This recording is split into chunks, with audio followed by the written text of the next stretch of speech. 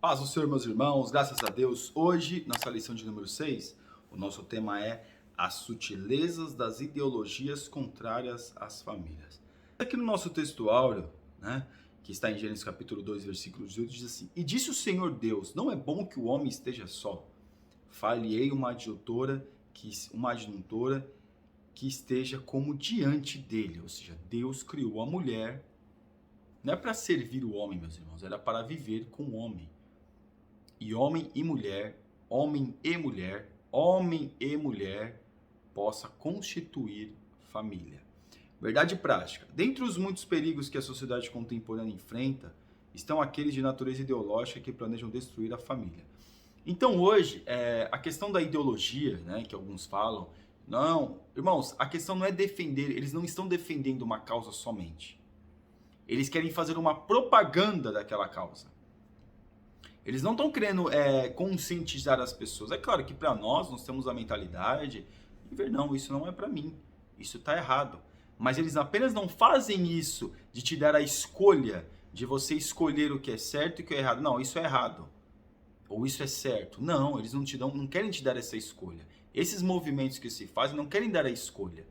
Eles querem o quê? Não te convencer, querem te obrigar a aceitar uma conduta que para nós é uma conduta extremamente, totalmente errada. Este conceito de família está totalmente errado, esses movimentos. O conceito de família de Deus é homem e mulher. Não adianta o crente, o jovem, ser simpatizante de um movimento que é totalmente contrário àquilo que está na Bíblia Sagrada. E que tem muitos jovens dentro da igreja, muitos irmãos, que são simpatizantes desse tipo de movimento. Ah, não tem problema. Não, irmão, tem problema sim. Tem problema. Porque isso se faz uma propaganda e não é apenas um convencimento, como eu já te falei, mas uma obrigação de aceitar esse tipo de movimento. Então, aqui na nossa leitura bíblica em classe, em Gênesis capítulo 2, do versículo 18 ao 24, né, Deus vendo que o homem estava só, Deus criou a mulher, Deus não criou um outro homem. Deus não criou um outro homem para estar com Adão no jardim do Éden.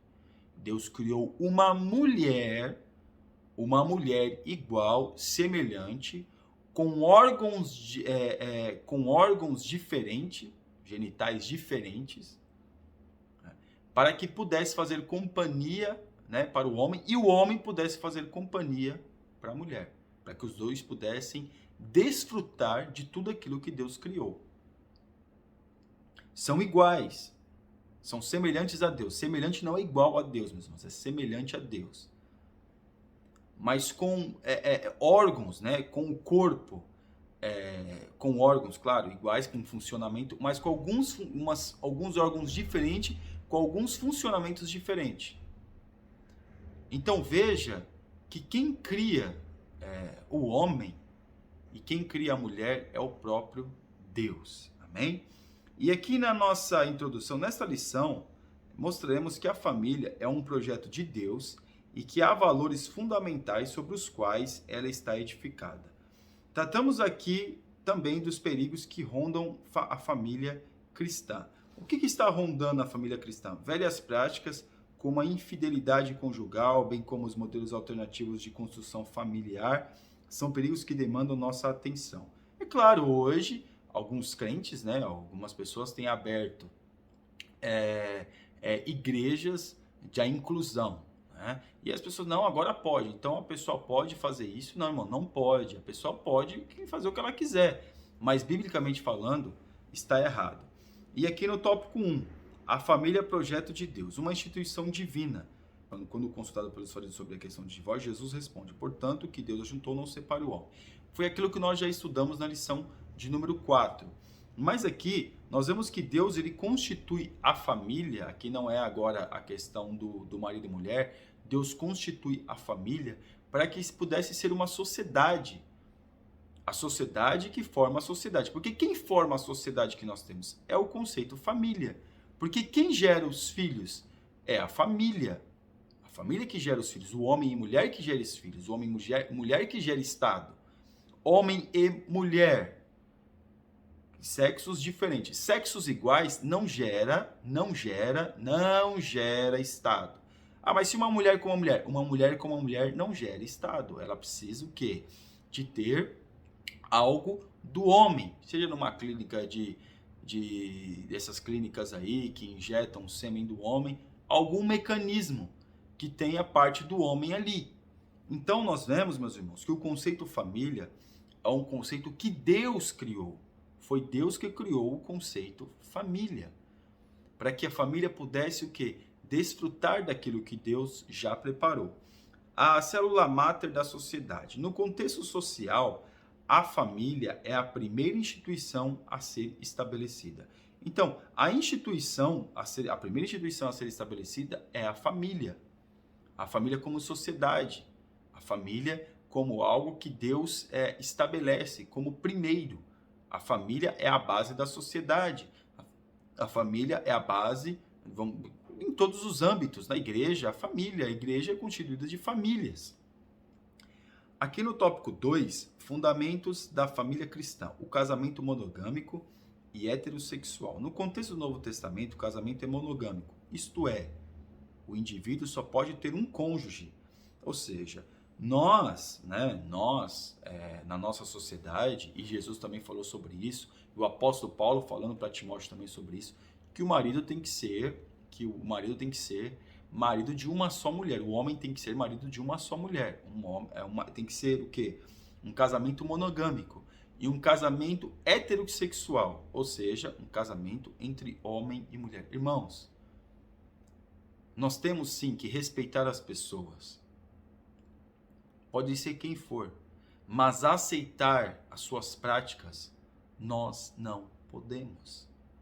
Nós não podemos aceitar práticas que ferem aquilo que nós acreditamos, que querem ferir a Constituição bíblica, aquilo que está na Bíblia como Constituição, como regra, como lei. Nós não podemos deixar que isso aconteça. Mas as pessoas começam em tanto pecado, e o que tem? O importante é ser feliz. Não, meus irmãos, nós não vamos ser felizes da forma errada. Nós vamos ser felizes da forma certa, quando nós estivermos em Deus. E questão de felicidade não é a ausência de problemas. Nós vamos ter problemas sim e dificuldades, mas Deus é poderoso. O casamento indissolúvel e confessional. Outro princípio do casamento bíblico é aquele indissolúvel. Jesus disse que o que Deus já juntou, não separe o homem. Então nós vamos ver alguns preceitos aqui que nós já tratamos na lição 4. Aquilo que Deus já juntou, o homem não tem que separar. Mas aí, meus irmãos, tem muita mulher que está deixando o seu marido para casar com outra mulher. E tem muito homem que está deixando a sua esposa para casar com outro homem. E aí você vai dizer, agora ele encontrou a felicidade, agora ela encontrou a felicidade. Não encontrou nada. Deveria se arrepender, pedir perdão dos seus pecados, para poder ter o quê? A presença de Deus na sua vida. Amém? Mas não querem, não desejam, não buscam. E aí, meus irmãos, fica muitas das vezes do jeito que está. Difícil e complicado. Então, no tópico 3, a sutileza da configuração familiar, o casamento entre pessoas do mesmo sexo, né? E a gente vai ver que algumas constituições, que o STF, que o STF disse que pode a partir de 2011, que não liberou o casamento assim, mas disse que uma relação homoafetiva é reconhecida como um matrimônio ou algo que ambas as partes têm direito, aquilo que o seu cônjuge tem, né? Então, meus irmãos, mas para Deus continua sendo pecado. Aquilo que a Constituição, aquilo que as leis, muitas das vezes, as leis humanas, elas atestam, ou elas, vamos dizer assim, comprovam, ou elas decidem, não quer dizer sempre que Deus está de acordo. Algumas coisas, sim, nós temos que se respeitar como cidadãos, mas outras nós temos que rejeitar como servos e servas de Deus. É isso que nós temos que fazer. Nós não podemos aceitar esse tipo de conduta. E aqui nós estamos vendo que o casamento agora no Brasil é o suprassumo. Agora pode, está tranquilo, tá liberado, agora muita gente está saindo do armário, porque a Constituição pode, se aquilo que é ligado na terra é ligado no céu, e as pessoas começam a fazer, meus irmãos, uma bagunça com aquilo que Deus falou. Não. E o que você e eu, o que nós vamos fazer? O que cabe a nós fazermos, é respeitarmos. E respeitarmos essas pessoas, mas não aceitar as suas práticas. Como pessoa, ela tem que ser respeitada. Como pessoa, você não pode desrespeitar ninguém. Como pessoa, o crente, o servo de Deus precisa respeitar como pessoa. Mas como prática pecaminosa, tem que ser repugnante. A prática pecaminosa que aquela pessoa está exercendo tem que ser repugnante a nós. Então, o casamento, né? E agora algumas coisas têm acontecido no Brasil, não só no Brasil, em outros lugares, né? E pronto, e as pessoas estão aceitando. E o que dá, assim, fica meio preocupante é que muitos crentes estão aceitando. Então, aqui na parte 2, sexualidade não binária. Uma pessoa não binária é aquela que não se percebe com o pertencimento único de gênero. Ou seja, a pessoa não é nem homem nem mulher. Né? Ela é homem no momento, ela é mulher no outro. Ou seja, ela não tem um gênero definido. Porque na cabeça dela, ela não tem um gênero definido quando ela nasce. Ela não tem um gênero definido pela transformação do seu corpo. Porque ela tem a mentalidade e acha que nasceu num corpo errado. Porque ela tem mentalidade de menina e nasceu no corpo de menino. Mentalidade de menino e nasceu no corpo de menina. E tem pessoas que usam desses subterfúgios aí para dizer, não, agora eu tenho mentalidade de homem. Eu estou no corpo de homem, tenho mentalidade, então eu vou ter atividades de homem, vou fazer atividades... Não, agora eu tenho o corpo de mulher. Então a pessoa não tem um gênero definido. Então na cabeça dela, ela pode ser quem ela quiser. Porque ela não é homem nem mulher. Ela pode ser o que ela quiser, quando ela quiser. E isso é uma coisa que tem crescido muito. Só voltando àquela parte que eu disse, meus irmãos, eu acho que não precisa nem explicar que isso é pecaminoso, totalmente errado, porque homem nasceu homem, ele é homem. Mulher nasceu mulher, ela é mulher. Não existe esse negócio que eu vou trocar, não, nasceu no corpo errado. A pessoa precisa ser tratada. Né? A pessoa precisa ser tratada e, igual, muita oração, muita busca por Deus, para que a pessoa possa ter uma mentalidade correta daquilo que realmente ela é. Porque muitas coisas a gente trata, né? E por que isso não é tratável? E por que isso a gente não pode orar? Nós temos que orar sim para que a pessoa possa reconhecer aquilo que de fato ela é. Então aqui no tópico 4, princípios bíblicos para uma família sólida. O papel dos pais. O que os pais têm que fazer? Tem que transmitir valores, meus irmãos.